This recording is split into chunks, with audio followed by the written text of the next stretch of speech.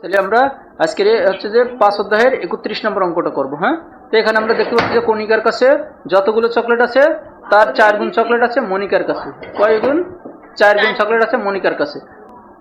কণিকার যদি 10টা চকলেট হয় তাহলে ওই 10টার 4 গুণ দিলে কত হবে? 10-এর 4 গুণ দিলে 4 10-কে 40টা হবে। তাহলে মনিকার হবে 40টা। হ্যাঁ, দুইজনের চকলেট আবার একত্রে করেছে। একত্রে মানে যোগ। হ্যাঁ, যোগ করলে হবে কত? সমান সমান 25টা হবে। তাহলে আমরা আগে কণিকার চকলেটটা ধরে নিই। তাহলে আমরা এখানে লিখি ধরি কণিকার। কণিকার কি? চকলেট। হ্যাঁ, কণিকার চকলেট এক্স টি। হ্যাঁ, কয়টি? এক্স টি। হ্যাঁ, তাহলে আমরা এখানে লিখবো এখন মনিকার চকলেট। হ্যাঁ, তাহলে লিখবো এখন লিখবো কি? মনিকার কি? মনিকার চকলেট। মনিকার চকলেট কি বলেছে? এই যে কণিকার যে চকলেট তার সাথে 4 গুণ হয়ে যাবে। তার সাথে 4 মানে কণিকার চকলেটের 4 গুণ। কণিকার চকলেটের 4 গুণ। তাহলে মনিকার চকলেট হবে যে এই যে কণিকার চকলেটের কয় গুণ? 4 গুণ। সমান সমান কত হবে? এটা গুণ করলে 4 যদি x এর সাথে গুণ করি তাহলে হবে 4x। আমাদের সংখ্যা আগে চলে আসে। হ্যাঁ, তাহলে 4x t। এই তাহলে আমরা কণিকার চকলেট পেয়ে গেছি, মনিকার চকলেটও পেয়ে গেছি। হ্যাঁ, তাহলে এখন আমরা ওদের প্রশ্নতে যা বলেছে আমরা সেভাবে সাজাই দেবো। হ্যাঁ, দুইটা আমরা যোগ করে দেবো। যোগ করলে আমাদের ফলটা কত হবে বলে দিয়েছে ওরা? 25 হবে। হ্যাঁ, যোগ করলে কত হবে?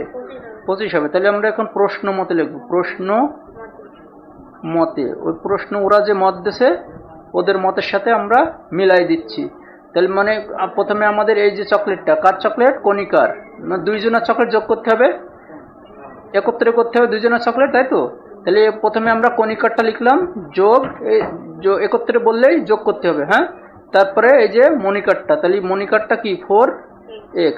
আচ্ছা, এইটা আর এইটা যোগ করলে আমাদের কত হবে বলে দিয়েছে? এই যোগ এদের যোগ করো, যোগ করলে যোগফল কত হবে বলেছে? বইতে দেশে দেখো যোগ করলে কত হবে? যোগ করলে হবে যে আমাদের এই যে 25। হ্যাঁ, যোগ করলে হবে 25টি। তাহলে এই যে 25 আমরা এখানে যোগ করলাম, এই যে 25 পেয়ে গেলাম। হ্যাঁ, এখন আমরা অঙ্ক করি। এই যে মাঝখানে সমান সমান পড়লে কি দিয়ে অঙ্ক চালাই? বা দিয়ে। হ্যাঁ, তাহলে এখানে যে বা লিখলাম। এখন দেখো তিনি এইটা আর এইটা যোগ অবস্থায় আছে। তাহলে 4টা x আর একটা x, কয়টা x হয়? 5টা x হয়। তাহলে আমরা এখন লিখবো যে 5x।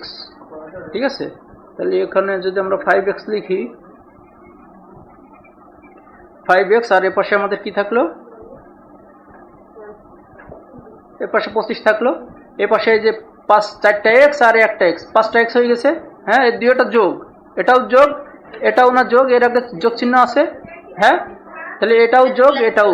হ্যাঁ, প্লাসে প্লাসে প্লাস পড়া যাবে না আবার। হ্যাঁ, কারণ ওই প্লাসে প্লাসে আমরা কখন পড়ি? যখন গুণ এবং ভাগ করি। হ্যাঁ, এখানে মনে করতে হবে যে এই একই চিহ্ন হয়ে গেছে। একই চিহ্ন হলে আমরা যোগ করে দিই। হ্যাঁ, এখানে যদি এটাও মাইনাস হতো এটাও মাইনাস হতো তাহলে আমরা যোগ করে দিতাম। বুঝতে পেরেছো? আর যদি এখানে মাইনাস হতো এখানে মাইনাস হতো তখন তুমি বলতে পারতে না যে মাইনাসে মাইনাসে প্লাস। হ্যাঁ, এই জন্য আমাদের যোগ বিয়োগের সময় যে প্লাসে প্লাসে প্লাস, প্লাস মাইনাসে মাইনাস এগুলো পড়া যাবে না। হ্যাঁ, শুধু চিহ্নগুলোর দিকে খেয়াল রাখতে হবে যে একই চিহ্ন কিনা। একই চিহ্ন হলে যোগ করে দেবো আর চিহ্নটা বসাই দেবো। দেখো এখানে একই চিহ্ন, এটাও ছিল প্লাস, এটাও ছিল প্লাস। যার আগে কোনো চিহ্ন দেখা যায় না তার আগে কি থাকে? প্লাস চিহ্ন থাকে। হ্যাঁ, তাহলে এটাও প্লাস এটাও প্লাস, দুটো চিহ্ন একই। তাহলে আমরা বলেছিলাম যে দুটো চিহ্ন একই হলে কি করব? যোগ করে দেবো। হ্যাঁ, তাহলে দেখুন 4টা x আর একটা x, কয়টা x হয়? 5টা x। এখন দেখো আমরা ওই বলেছিলাম যে দুইটা চিহ্ন একই হলে যোগ করে দিয়ে চিহ্নটা বসাই দিই। তা দেখো তো এখানে চিহ্নটা আছে তো, এখানে এই যে প্লাস আছে। আচ্ছা, সমান সমান দিয়ে এই যে 25 বসাই দিলাম। হ্যাঁ, এই পাশে 25 ছিল।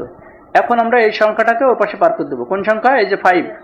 কারণ সংখ্যাকে আমরা এ পাশে রাখবো না, বাম পাশে রাখবো না। এখানে দেখো দুইটা সাইড আছে, একটা আছে ডান সাইড এই যে সমান সমানের ডান সাইড, আর একটা আছে সমান সমানের বাম সাইড। তাহলে সংখ্যার বাড়ি সবসময় ডাইনে, সংখ্যার বাড়ি সবসময় ডাইনে। তাহলে আমরা এই যে সংখ্যাটাকে পার করে দেবো পাশে। তাহলে আমরা বা লিখে এখানে x দিলাম। তাহলে এই সংখ্যা যদি চলে যায় তাহলে এখানে x পড়ে থাকবে না, তাহলে x দিলাম। এখন সংখ্যা এখানে কি অবস্থায় আছে? গুণ অবস্থায় আছে। হ্যাঁ, এরকম কাছাকাছি থাকলে গুণ অবস্থায় থাকে। হ্যাঁ, তাহলে এই গুণ থেকে ওপাশে গেলে কি হয়? ভাগ হয়। তাহলে এখানে 25টা আমরা আগে বসাই নিই। বসাইনি, আর এই 5 যাচ্ছে, এই যে ভাগ চিহ্ন দিলাম, এটা ভাগ চিহ্ন, হ্যাঁ ভাগ চিহ্ন, তারপরে এই যে 5 আমরা এই যে নিচে বসা দিলাম, হ্যাঁ 5 5 25। এখন আমরা এটা কাটাকাটি করি, 5 কে 5, 5 5 25। তাহলে আমরা x এর মান কত পেলাম? আর এই বা লিখতে লিখতে একদম শেষে যখন রেজাল্ট আনবো তখন আমরা এই অতএব চিহ্ন দেবো, হ্যাঁ তাহলে x সমান সমান কত পাইলাম? 5। তাহলে x এর মান কত পেয়েছি? 5। তাহলে আমাদের কাছে জিজ্ঞাসা করেছিল কি, দেখো তিনি আমাদের কাছে জিজ্ঞাসা করেছিল যে কণিকার কতগুলো চকলেট আছে, আমরা কণিকার কতগুলো চকলেট আছে, তাহলে কণিকার চকলেট আমরা কি ধরেছিলাম? দেখো তো, কণিকার চকলেট ধরেছিলাম যে x t, তাহলে x এর মান আমরা পেয়ে গেছি, x সমান সমান কত পাইছি? 5। তাহলে কণিকার চকলেট কত পেলাম?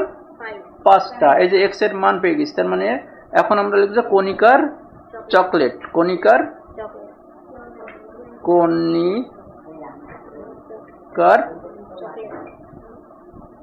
চকলেট